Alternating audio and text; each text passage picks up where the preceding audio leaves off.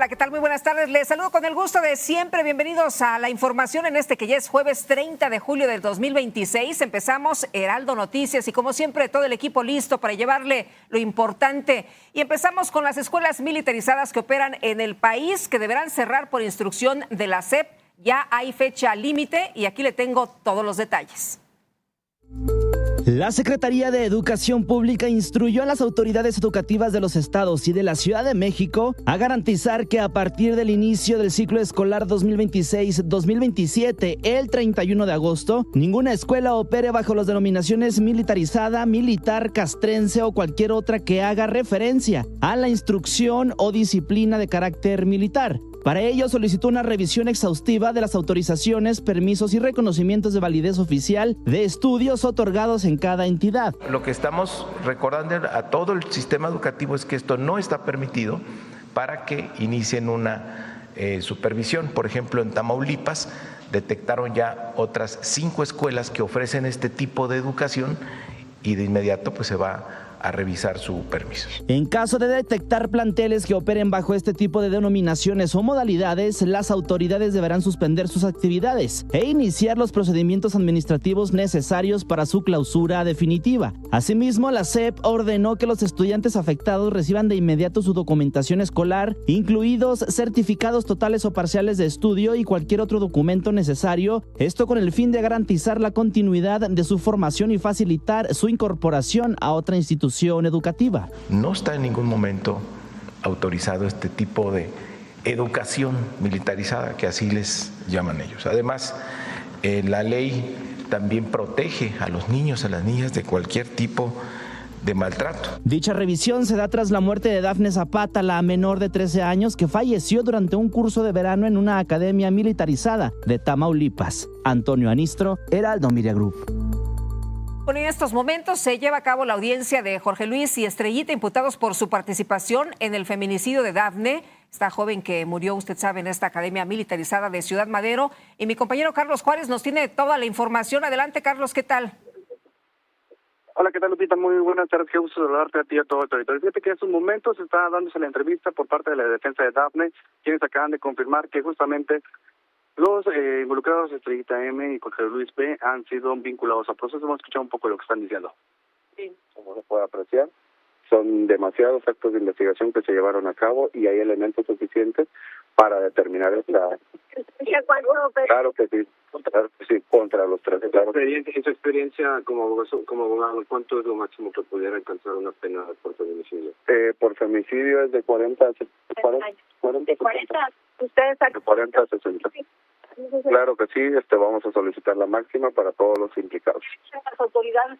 Lupita, pues es lo que acabamos de estar escuchando. Piden la pena máxima. Justamente la persona, el varón que estaba hablando es el señor Gabriel Zapata, padre de Dafne, y bueno, pues acabamos de escuchar a su viva voz de él que van a exigir la máxima pena por feminicidio, que serían hasta 60 años de cárcel. Son 3 las personas ya vinculadas al proceso: Dana Yanina, Estrellita M y Jorge Luis Ponce, por lo que viene siendo el caso del feminicidio de Dafne. Lupita, la información. Muchas gracias, Carlos. Muy buenas tardes. Muy buenas tardes.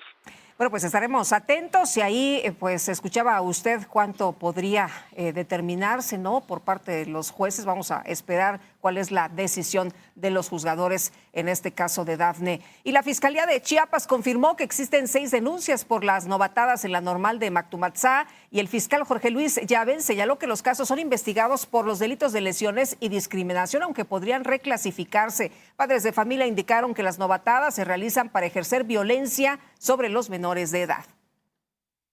En otras notas importantes, fíjese que detuvieron a Ramón Ángel N., alias el R1, señalado como el autor intelectual del asesinato de Carlos Manzo y principal líder de los R's, esta célula vinculada al cártel Jalisco Nueva Generación. Recordará usted que habían sido detenidos varios personajes por este asesinato, y con él suman 31 detenciones por el homicidio del expresidente municipal de Uruapan. Habían estado deteniendo a personas que habían colaborado en este asesinato, pero estamos hablando de lo que acaba de decir Omar García Harfuch, el secretario de Seguridad. Ya se dio con el paradero del autor intelectual de este homicidio. Y vamos a revisar el reporte de seguridad con Dani Cardona. Dani, ¿qué tal? Muy buenas tardes. Hola, ¿qué tal, Lupita? Muy buenas tardes, te saludo con el gusto de siempre. Pues vámonos con más información de seguridad.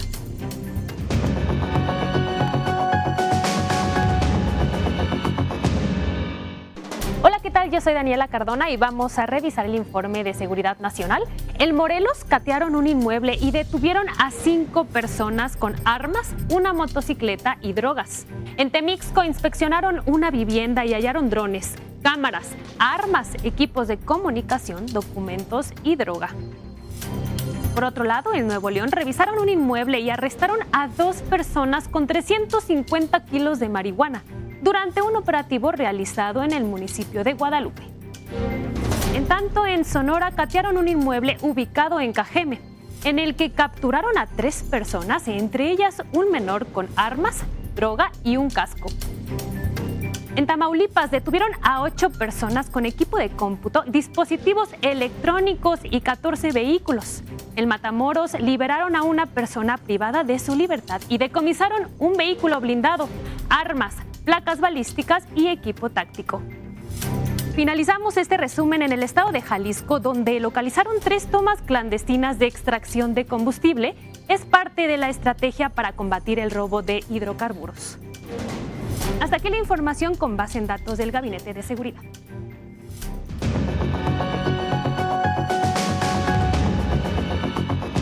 Dani, muchas gracias. Muy buenas tardes. Y a puerta cerrada y en Fast Track, el Congreso de San Luis Potosí derogó la llamada Ley Serrano. Por unanimidad, 22 legisladores aprobaron eliminar las disposiciones de este Código Penal que sancionaban el mal uso de la inteligencia artificial. La sesión extraordinaria se adelantó 2 horas, por lo que nadie pudo registrar lo que ocurrió. Sin embargo, activistas irrumpieron en el Congreso de San Luis Potosí luego de que no se les permitió ingresar a la sesión. Denunciaron al vaso legislativo por esta derogación de la reforma. No, adelantaron las cosas. Y así se burla de la ciudadanía. Le tuvieron miedo al pueblo porque adelantaron las cosas. Señores. La ley Serrano, que había sido considerada como ley censura también allá en San Luis y que finalmente el gobernador dijo que se iba a retirar y finalmente pues hoy ahí lo que ocurrió en el Congreso. En otras cosas, el gobierno de México invertirá millones de pesos para frenar la llegada de este sargazo en Quintana Roo con remolcadores y barreras dinámicas. Vamos a ver de qué se trata. Para combatir el sargazo, el gobierno de México, en coordinación con Quintana Roo y la iniciativa privada, presentó una estrategia, la cual contempla una inversión de 2,000 millones de pesos. En la mañanera de este 30 de julio, la presidenta Claudia Sheinbaum informó sobre las acciones que se van a llevar a cabo como parte de una política permanente de Estado. ¿Qué vamos a hacer? Capturar más en el mar. Para eso se están adquiriendo más barcos sargaceros. 2, más barreras. Las mejores barreras que haya en Quintana Roo y en el mundo entero se van a colocar para poder cuidar las playas. Y 3, la recolección en la playa para aquel sargazo que pueda llegar a la playa. ¿Cómo hacerlo? Con las mejores prácticas. Ya hay normas ambientales que nos dicen cómo recolectarlo, pero ahora estamos informando a todos los hoteleros de cuáles son las mejores prácticas para levantarlo en la playa sin que se lleve la arena. El secretario de Marina, Raimundo Morales, explicó que la inversión de 2,000 millones de pesos busca incrementar la capacidad de recolección de esta macroalga, pasando de 2,177 toneladas diarias actualmente a 4,000 en 2027. El objetivo de la estrategia principalmente es recuperar la funcionalidad turística y ambiental de las playas del Caribe mexicano mediante un esquema permanente de contención y recolección, sobre todo en el mar, también en aguas someras y en las playas. Esto tiene que ser con 2 premisas. La intención inicial es invertir las gráficas para recolectar principalmente en la mar, para que no llegue a las playas, y darle un destino final al sargazo para que sea utilizado para la industria. Es por ello que para lograr el objetivo se van a adquirir remolcadores, barcos sargaceros costeros, barreras dinámicas, barreras de contención costera para cubrir las áreas de Playa del Carmen, Cancún, Tulum, Puerto Morelos y Mahahual. Sin embargo, en comparación con otros años, la llegada de sargazo es mayor en esta región. Y la estima de cuánto llega es cuando es enorme la navegación de sargazo, está llegando 9.054 toneladas diarias a las costas. Y cuando es mediano, promedio, 4.000, y cuando es moderado o bajo son 2.640. Entonces, como ustedes pueden ver, en 2026 fue 4 veces más que en 2025. Y tenemos 27 veces más que el promedio histórico. Este ha sido un año realmente difícil, atípico. Para un análisis más profundo, la Secretaría de Medio Ambiente organizó para el 1 y 2 de octubre en Cancún un encuentro internacional para atender la problemática. En este caso, la iniciativa privada cerró filas con las autoridades. Nadie lo enfrenta solo, pero gracias a usted y al trabajo que se está haciendo, hoy lo estamos enfrentando con ciencia, con técnica, con enorme pragmatismo, y nos sentaron en la misma mesa a Marina, a dependencias federales, a gobiernos estatales, a científicos y empresarios. Nosotros compartimos y pusimos sobre la mesa todo lo que sabemos del sargazo. Ante estas circunstancias, autoridades y empresas buscan sacarle provecho al sargazo. Instalamos una planta para generar biogás con una inversión de más de 14 millones de pesos para saber verdaderamente en qué el sargazo se puede convertir de un pasivo a un activo. Hoy te puedo decir que combinado con lodos se produce biogás y estamos en breve haciendo esta planta más grande en Cancún. En el tema de biofertilizantes, un hecho. Quintana Roo ha destinado 700 millones de pesos al combate del sargazo. Con imágenes de José Antonio Jiménez, Carlos Navarro, Heraldo Media Group. Bueno, el Producto Interno Bruto de México creció 1.5% en el segundo trimestre del año. Y vamos a platicar con Gaby Siller, directora de Análisis Económico de Grupo Financiero Base. ¿Cómo estás, Gaby? Qué gusto saludarte, como siempre. Muy buenas tardes. Muy buenas tardes, estimada Lupita. Me da gusto saludarte. Igualmente. Oye, pues buenas noticias para nuestro país. A ver, incluso es más de lo que se anticipaba, Gaby. Sí, un crecimiento trimestral de 1.5%, que bueno, nosotros estimábamos ese crecimiento, 2.1% si se compara contra el segundo trimestre del año pasado. Y es una buena noticia, pero de manera parcial, porque aunque fue un crecimiento positivo después de la contracción observada en el primer trimestre, una buena parte se debió al Mundial de Fútbol, que es algo pues que ya no se va a repetir. Y en consecuencia, pues en el tercer trimestre se espera que volvamos a la senda de bajo crecimiento económico y que inclusive en todo el año se vea un crecimiento de apenas 1%. Pero por lo pronto, sí, pues una buena noticia haber mostrado o que se haya registrado un crecimiento positivo en el segundo trimestre del año. O sea, no hay que echar campanas al vuelo, por lo pronto nos fue bien, pero en lo que sigue, pues hay que andar con tientas, Gaby. Sí, así es. Sí, digo, por una parte, o sea, sí es muy positivo porque si hubiéramos registrado una segunda contracción, pues obviamente se hubiera confirmado una recesión en México. Pero pues sí, como dices tú, ¿no? O sea, como que no hay que echar las campanas al vuelo, hay que reconocer que una buena parte fue por el Mundial de Fútbol y que como no se va a repetir, pues entonces en el tercer trimestre inclusive existe la posibilidad de que haya una contracción en el PIB.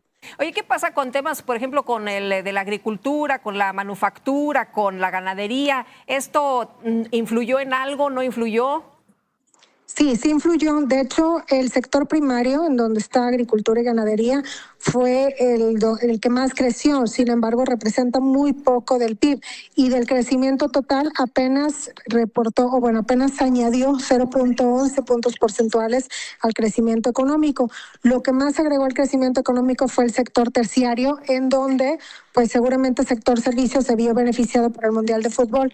Y el sector secundario también agregó crecimiento económico, una parte porque pues sí las exportaciones se han incrementado, particularmente las de equipo de cómputo, pero también el sector, la construcción repuntó un montón en abril, precisamente por los preparativos que se hicieron antes del Mundial de Fútbol. Oye, sin el Mundial entonces se va a ralentizar la economía. ¿Qué podemos esperar para el siguiente trimestre entonces?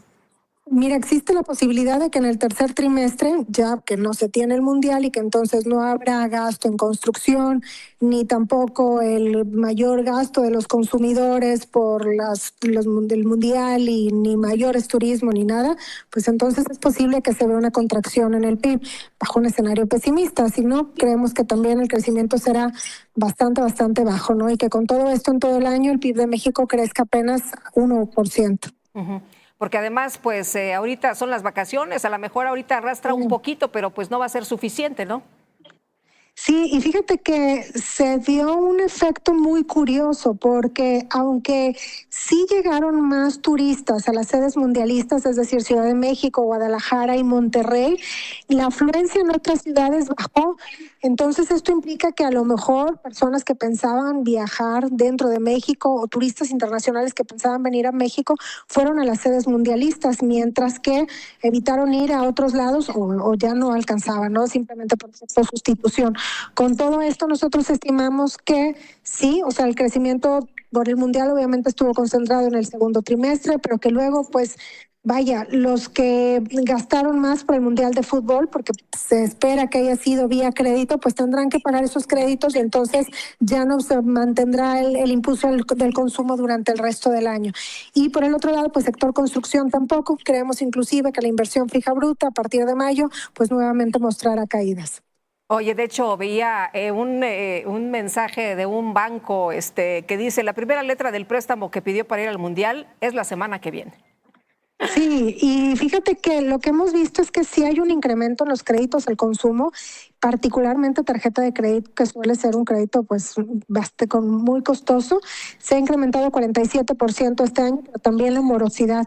Y entonces, bueno, pues por una parte se tienen que pagar los créditos, por otra parte, para los que han caído en mora, pues ya no tienen acceso, ¿no?, al crédito. Con todo esto se espera que el consumo pues otra vez regrese a la senda de bajo crecimiento el resto del año. Muy bien, pues Gaby, como siempre aprecio mucho que puedas platicar con nosotros. Muy buenas tardes. Gracias a ti, estimada Lupita. Buenas tardes. Hasta luego. Y con esta información, si nos permite una pausa, regresamos.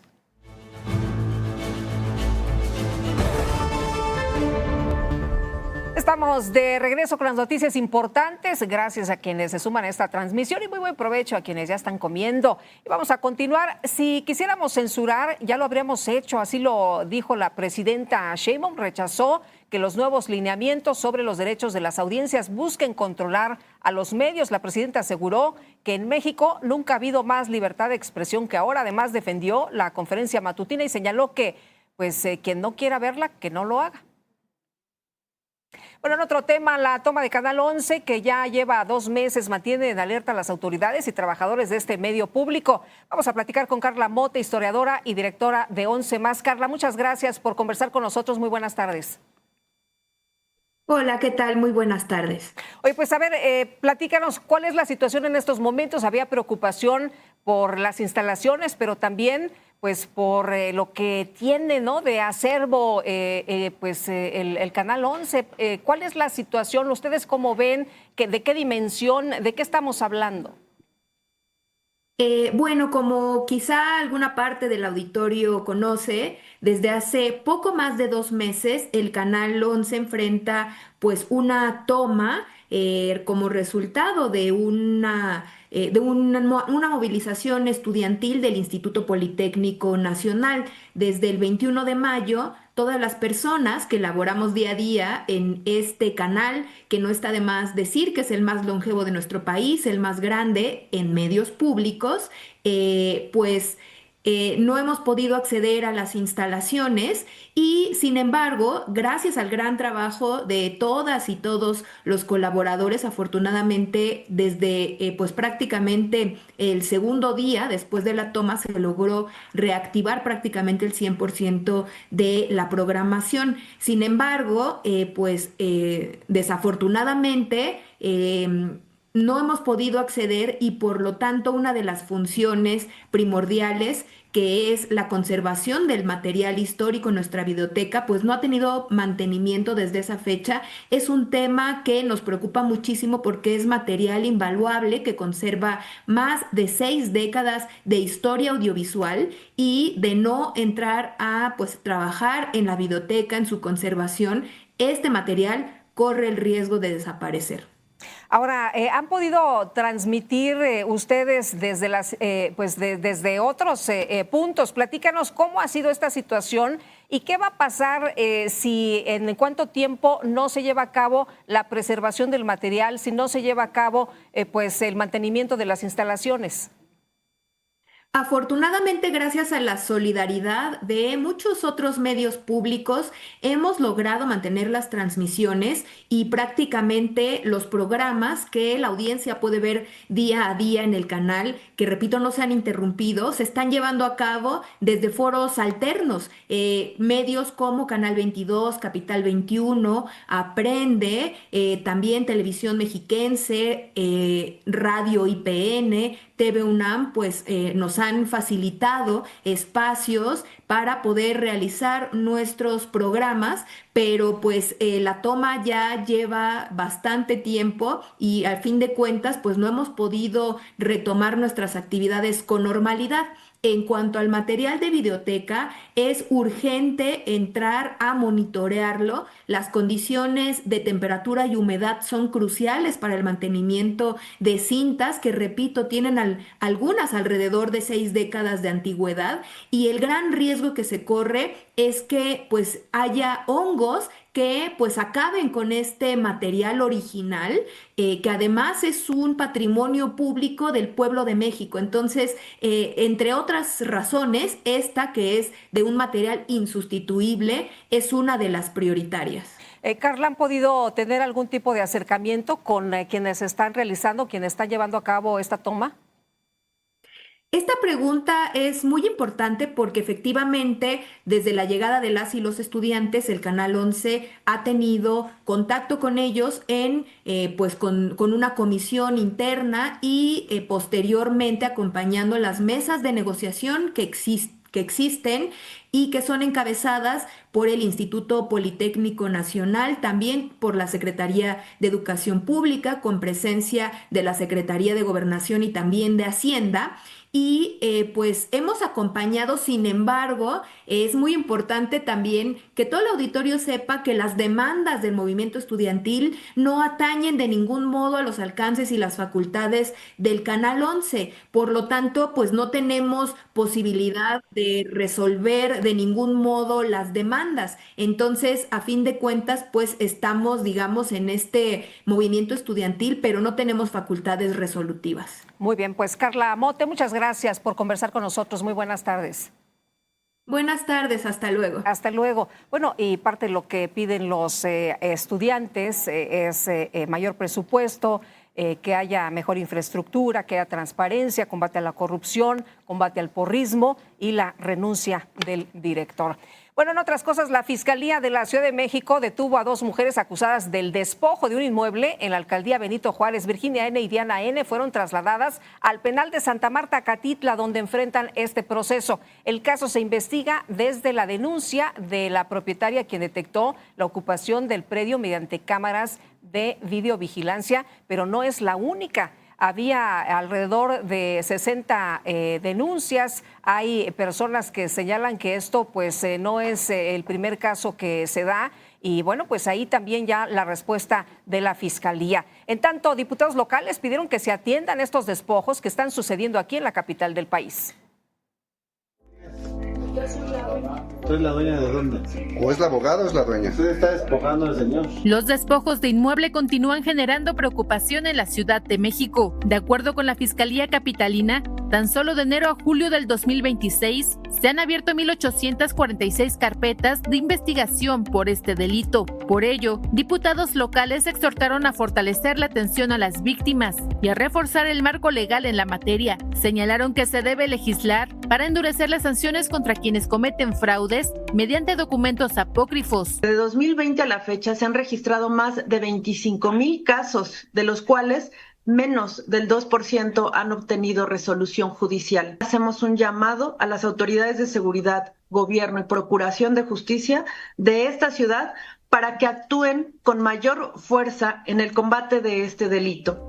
Legisladores de Acción Nacional Aseguraron que a pesar de que el año pasado se aprobaron reformas para combatir el despojo y se creó un gabinete especializado, los ciudadanos no tienen garantizada la protección de su patrimonio. Advirtieron que los adultos mayores son una de las poblaciones más vulnerables. Una persona durante su vida construye un patrimonio y basta un momento para que estos carteles del despojo que hemos visto en Iztapalapa roben una vivienda. Eso no lo podemos permitir en la Ciudad de México, ni los diputados, ni tampoco la autoridad. En ese sentido, integrantes de Morena en el Congreso de la Ciudad de México propusieron que los 66 módulos de atención de los legisladores funcionen como puntos de asesoría y acompañamiento jurídico para las personas afectadas. Esto en coordinación con las alcaldías. Que logremos hacer una cohesión entre todos los niveles de gobierno. Creo que lo más importante es el patrimonio de la gente y se le debe de proteger en este derecho que se tiene a tener un espacio donde vivir, donde habitar, pero sobre todo hacerlo de manera sin temor. Según la Fiscalía General de Justicia Capitalina, hay 886 inmuebles en etapa preparatoria para extinción de dominio y 172 más que ya se encuentran en etapa judicial. Karina Palacios, Heraldo Media Group. Muchas gracias, Karina, por esta información relevante, por supuesto. Y vamos ahora con Javier Ruiz, que tiene este reporte. Fíjese que retiraron un tráiler tras un choque en la carretera México-Toluca. Impactante, impresionante lo que ocurrió. Javier, cuéntanos. Hola Lupita, ¿qué tal? Te saludo con gusto, excelente tarde. Y Lupita, tenemos movilización de equipos de emergencia debido a que hace unos momentos un tráiler impactó a un vehículo compacto. Esto ocurre exactamente en el kilómetro 13+500 de la carretera México-Toluca en dirección hacia la Ciudad de México. El saldo de este accidente, pues bastante aparatoso, es 5 personas lesionadas. De esas 5 son 4 menores de edad de aproximadamente entre 10 y 12 años, los cuales venían a bordo de este vehículo compacto. Lo que nos refieren es que el conductor del tráiler pues se quedó sin frenos llegando justamente a los puentes de Conafrut, y es cuando impacta a este vehículo compacto y lo arrastra prácticamente por toda la banqueta. Afortunadamente lograron salir los tripulantes de este vehículo inmediatamente, el cual pues quedó totalmente deshecho. Un auto que pues, aproximadamente tiene una dimensión de 4 metros de largo por 3 de ancho, pues quedó prácticamente deshecho al tener 1,5 metros. Ya en estos momentos las 5 personas ya fueron atendidas por paramédicos que llegaron a este punto, han sido valorados. Afortunadamente de los 5 ninguno resultó con lesiones graves, solo algunos cortes en la cara, esto debido pues justamente a los cristales que se partieron tanto del medallón como de las ventanas, como pues del retrovisor que estaba en el interior de este vehículo. Ya en estos momentos han retirado el tráiler, los elementos del heroico cuerpo de bomberos, porque también quedó atorado con este vehículo, y únicamente pues manejar con precaución.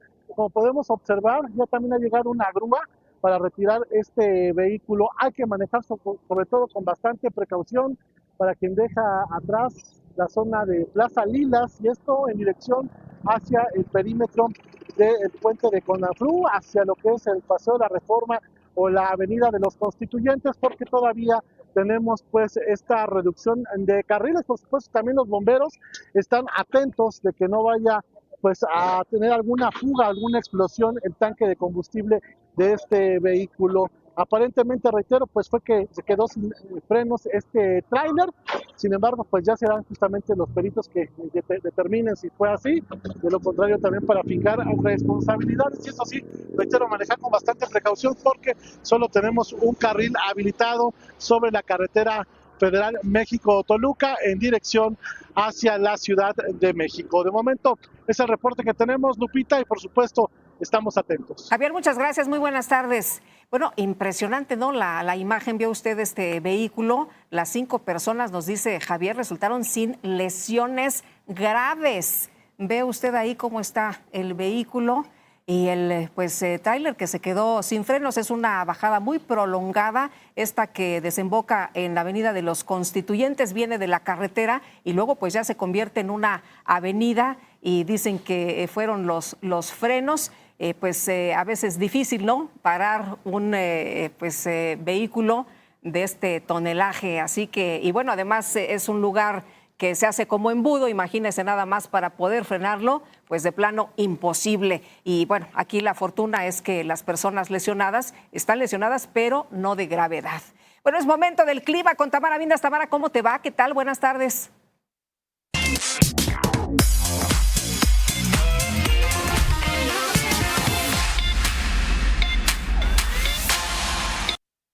Gracias, Lupita. Muy buenas tardes para ti. Feliz jueves. Ahora sí, ya casi se acaba la semana y justamente va a continuar lloviendo para el territorio nacional. Esto por los efectos de la onda tropical número 22, también sumado al monzón mexicano. Este se desplaza sobre el sureste mexicano hasta este momento y las precipitaciones estarán siendo de gran intensidad para los estados de Sonora, Chihuahua, Durango y también Sinaloa, Chiapas y Tabasco.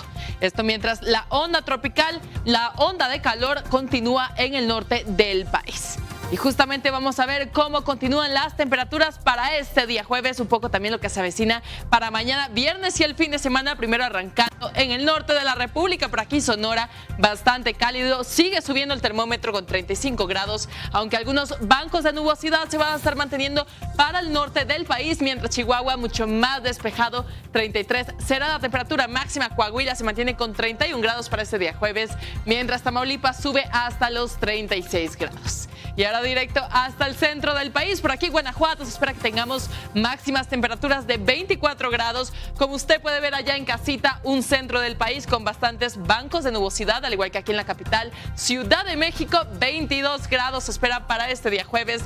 El estado se mantiene también con los 22 grados máximas para este día, al igual que Querétaro, también con bastantes bancos de nubosidad, lo cual significa aún posibilidades de tardes lluviosas. Y ahora directo hasta el sur del país. Por aquí continúa también bastante cálido. Tabasco se espera que subamos hasta los 32 grados.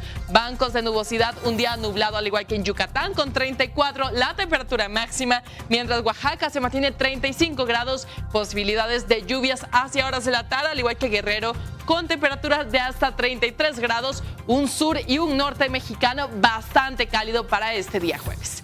Y mientras que la alerta volcánica del Popo se mantiene hoy en amarillo fase 2, esto pues Don Goyo solo ha registrado ligeras emisiones de ceniza y vapor de agua. Y vea usted qué hermosas las imágenes que nos regaló por esta mañana.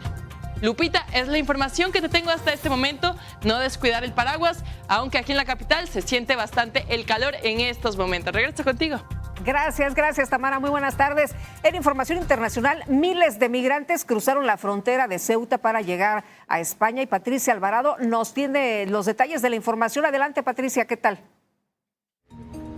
El mandatario español Pedro Sánchez anunció hoy desde el puesto de mando de Navaluenga en Ávila el fin de la emergencia nacional decretada por los incendios de Madrid y Ávila, los más graves de la historia. El presidente lanzó un mensaje de tranquilidad ante la estabilización de los focos activos y aseguró que la unidad militar de emergencias continuará en alerta y pendiente de otros fuegos. Sánchez pidió continuar con los trabajos de enfriamiento y consolidación de todo lo alcanzado. Durante su intervención agradeció a todas las unidades operativas su lucha en primera línea contra el fuego y pidió a la ciudadanía extremar la precaución. En lo que va de año han ardido 175,000 hectáreas, una superficie equivalente a 244 campos de fútbol.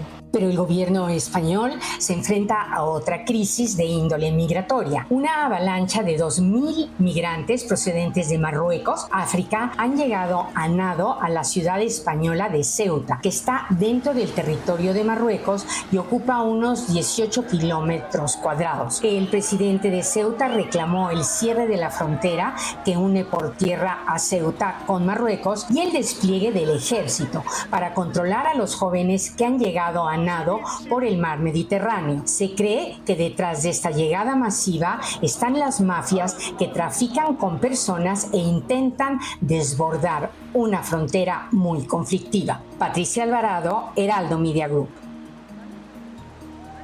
Bueno, ¿y cuál es la situación en estos momentos? Desde temprana hora hemos estado viendo pues estas imágenes tan impactantes de miles de personas que pues están llegando prácticamente a Ceuta y es una irrupción masiva. Israel López, ¿cómo te va? Qué gusto, coeditor de Orbe del Heraldo de México. Gracias de nueva cuenta por estar con nosotros. Oye, estoy de acuerdo con lo que dice Giorgia Meloni esta tarde, ¿no? De la situación que se está llevando a cabo, que es una situación grave, que son imágenes impresionantes las que hemos visto y bueno, pues demuestran esta inmigración clandestina. ¿Qué está pasando? Bueno, Giorgia Meloni hace unos momentos le pidió al gobierno español que cierre el paso Schengen, ¿no? Que es el libre tránsito por Europa. Esto pues con la medida para tratar de contener que los migrantes que están llegando vía Ceuta se puedan dispersar o disgregar y anden por Europa de manera irregular. Esa es como la idea que tiene Giorgia Meloni en este momento. ¿Qué pasa con el asunto que también se ha pues puesto ahí en la mesa, las mafias, estos pues tratantes de personas? ¿Tú cómo lees lo que ha ocurrido? Porque si bien vemos que hay personas que se trasladan, que se van, que hay migración, pues lo de hoy es francamente una situación, me parece a mí, atípica, ¿no? Sí, hay como varias aristas que se juntaron. Por ejemplo, está la fiesta del trono, que hoy dio su mensaje el rey Mohamed VI y dijo que hay crecimiento económico, que hay desarrollo, que hay producción de automóviles, pero también es verdad que jóvenes de entre 15 y 25 años, al menos 1.5 millones, no tienen trabajo y no estudian tampoco. Por eso la migración, por eso buscar, eso por el lado de Marruecos, además que también hay que pensar que migrantes de otras partes de África pasan por Marruecos para tratar de llegar a Ceuta. Y en el gobierno español, la Corte Suprema ordenó que no hay deportaciones rápidas. O sea, al menos de manera policial son 72 horas para que un migrante sea detenido, ayudado, puesto en buenas condiciones. Y a partir de analizar su caso, tiene 60 días para estar en un lugar, no de reclusión, sino un lugar de acogida. Y de ahí se ve legalmente si puede quedarse o no. Generalmente los que se quedan son niños, mujeres y demás, ¿no? Pero esta migración que hoy viste se viene dando durante una semana, alrededor más o menos de una semana, donde pasaban alrededor de 200 diarios o trataban de pasar o de llegar 200. Pero hoy estamos hablando de miles, ¿no? de Hoy llegaron como a los 2,000, a los 2,000 y esto, bueno, pues evidentemente por la medida que entró en vigor en España, porque también adentro de Marruecos hay una situación de guerrillas, hay un grupo que busca estar aparte de la monarquía. Y pues evidentemente jóvenes, te digo, de Marruecos y también de parte de África, pues están buscando cómo llegar a Europa, ¿no? Porque buscan una nueva oportunidad. Oye, a ver, muchos nadando. Platícanos esta parte que a veces no entendemos. Es bien importante el nadando porque si migración te toma nadando, es muy probable que te quedes los 60 días. Si te agarra caminando, tratando de llegar caminando, sí te puede deportar más rápido. Son 3 kilómetros de un lugar que se llama Castillejos, en la parte de la orilla de Marruecos, hasta Ceuta, son 3 kilómetros nadando. Muchos se atreven, pero por ejemplo hoy ya reportan 10 muertos. Es África, pero Ceuta es español. El territorio es africano, pero es de soberanía española, es autonomía. Hay un gobierno autónomo, pero que se rige bajo las leyes de España. Ahora, Giorgia Meloni, la primera ministra de Italia, dice, no nos vamos a quedar de brazos cruzados. Por supuesto, porque si algo hizo que ella llegara al poder, hay que pensar que es de extrema derecha, es que ella rechaza por completo la llegada de inmigrantes, ya sean africanos, asiáticos y demás, porque esa es una de las situaciones más difíciles que ha tenido Europa. Precisamente cuando empezó el gobierno de Meloni, Trump, la felicitó y dijo que era una de las mejores primeras ministras. Ahora tienen sus roces, sus rencillas. Diferencias, ¿no? Porque son antimigrantes ambos, ¿no? De hecho, Trump en algún momento ha señalado que la migración africana es lo que más afecta a Europa. Ahora, Israel, se habla de 2,000 más o menos personas, pero hay otras cifras que dicen que podrían ser muchos más. Sí, en Marruecos se hablan hasta de 30,000 personas. De 30,000 es la cifra que yo 30,000 personas que están migrando, pero te digo, mira, por ejemplo, en el 2020 hubo una crisis entre Marruecos y España, porque España atendió a uno de los disidentes del gobierno de Marruecos, abrió las puertas y entonces entraron 10,000 personas. Esa fue una de las crisis más fuertes de migración que ha tenido España en Ceuta, pero también en Melilla, ¿no? O sea, son las dos partes por donde los migrantes tratan de llegar generalmente. Pero bueno, Creo que Marruecos está un poco inflando los números ahora, sí son muchas personas, pero te digo, se había estado registrando un flujo de unos 200 migrantes tratando de llegar a Ceuta, porque si tocan, al menos si tocan territorio español autónomo, entonces tienen la posibilidad de quedarse 60 días. Y bueno, ahí se les abría la posibilidad de quedarse ya en territorio, ¿no? Exactamente, o repatriarlos, pero bajo otras condiciones, ¿no? Muy bien, Israel, muchas gracias, muy buenas tardes. Buenas tardes. Bueno, y vámonos a otras cosas, vamos a una pausa y regresamos con más.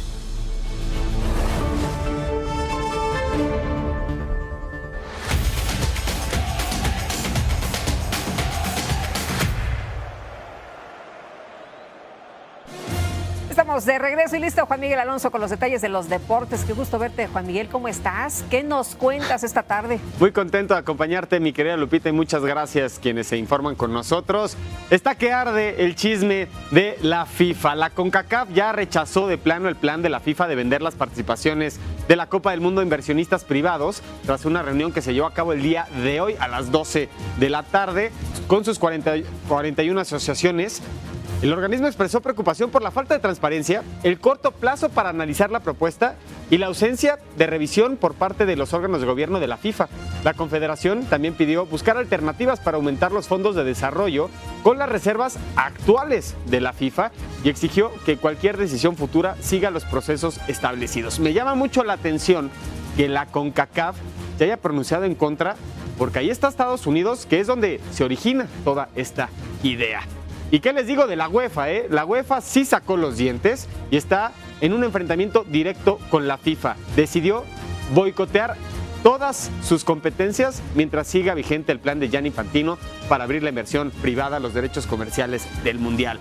Las 55 federaciones europeas aprobaron por unanimidad no participar en torneos organizados por el máximo rector del fútbol hasta que esta propuesta sea retirada y existan garantías de que la Copa del Mundo no volverá a ponerse en manos de inversión privada. Este tema nos va a dar seguramente para semanas. Pero vamos a hablar acerca de la selección nacional. Rafael Márquez ya tiene fecha de debut como director técnico de la selección mexicana. Va a ser el 26 de septiembre cuando México enfrente a Colombia en Baltimore como parte del Mex Tour por Estados Unidos. El tricolor también enfrentará a Perú el 29 de septiembre en Nueva Jersey y cerrará la gira el 6 de octubre contra los chilenos en Los Ángeles. Además, México disputará en noviembre un partido oficial de la Nations League de CONCACAF como local con un rival y sede aún por confirmarse. Y también después de un buen rato, México será sede de la Copa Oro. Tenemos que hablar acerca de la Sub-20 que cierra este jueves actividad de la fase de grupos en el premundial de la CONCACAF frente a Guatemala, un equipo que trae malos recuerdos a esta selección en esta categoría. Los Chapines dejaron fuera a México sin los Juegos Olímpicos rumbo a París 2024 y también fueron clave la eliminación del equipo mexicano en el preolímpico rumbo a Beijing 2008. Ahora México ya está clasificado a los cuartos de final, pero Guatemala necesita al menos el empate para mantener vivas sus aspiraciones. ¿A qué hora se juega el partido? México-Guatemala se ven las caras en el Estadio Cuauhtémoc a las 7 de la noche. Grupo B, fase de grupos. La MLS se impuso a la Liga MX en el Juego de Estrellas, ganaron 4-3 en Charlotte. Heung-min Son fue el MVP, marcó doblete en 35 minutos de actividad. Philip Zinkernagel y Evander también marcaron para la MLS. Por parte de la Liga MX respondieron Luis Rey, Salomón Rondón y José Paradela. Con este resultado, nos traen de hijos. La Liga estadounidense suma 4 triunfos en 5 ediciones del Juego de Estrellas, que la realidad se ve en la cancha que a ningún futbolista le interesa participar en este tipo de partidos. El Toluca hizo oficial la llegada de Federico Viñas como nuevo refuerzo para la Apertura 2026. El delantero uruguayo regresa al fútbol mexicano después de su paso por el Real Oviedo en España, aunque su carta le pertenecía a los Panzas Verdes de León. Viñas llega tras una etapa en donde marcó 10 goles en 53 apariciones con el conjunto asturiano. Santi Jiménez vuelve a aparecer en el radar de clubes de la Serie A italiana. El delantero mexicano no fue convocado por el AC Milán para su gira de pretemporada y de acuerdo con reportes de Italia, de la Gazzetta dello Sport, Lazio y Fiorentina estarían interesados en sus servicios. Jiménez regresó a los entrenamientos del conjunto rosonero después de recuperarse de la lesión sufrida en el último partido del Mundial 2026 frente a Inglaterra, pero su futuro sigue en duda ante los rumores de una posible salida del conjunto rosonero. El Brescia Calcio desaparece oficialmente después de 114 años de historia, luego de que un tribunal italiano ordenara su liquidación por una deuda cercana a los 20 millones de euros. La institución ya había perdido su afiliación a la Federación Italiana de Fútbol por incumplir los requisitos para competir en la Serie C, y ahora la justicia confirmó la disolución definitiva del equipo. Fue fundado en 1911 y el Brescia fue casa de figuras importantes como Roberto Baggio, Andrea Pirlo, Pep Guardiola, Mario Balotelli también, poniendo fin a una de las historias más emblemáticas del fútbol italiano. Vámonos con el deporte blanco. Terminó el camino de Rodrigo Pacheco en el Abierto de Los Cabos. El mexicano cayó en octavos de final ante el canadiense Denis Shapovalov por parciales de 6-3 y 6-2.